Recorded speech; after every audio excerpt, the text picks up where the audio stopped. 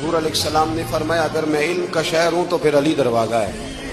امام صبوری کہتے ہیں ایک دن نا حضرت جبریل امین انسانی شکل میں مولا علی کے سامنے آ کے کھڑے ہو گئے۔ کون؟ جبرائیل علیہ السلام۔ حضرت جبریل امین کھڑے ہوئے انسانی شکل میں، تو کہنے لگے علی یہ بتائیے کہ جبریل اس وقت کہاں ہے؟ انسانی شکل میں، اور مولا علی سے پوچھتے ہیں۔ تو حضرت علی نے پہلے اوپر دیکھا، پھر نیچے دیکھا، پھر دائیں دیکھا، پھر بائیں دیکھا، پھر آگے دیکھا، پھر پیچھے دیکھا۔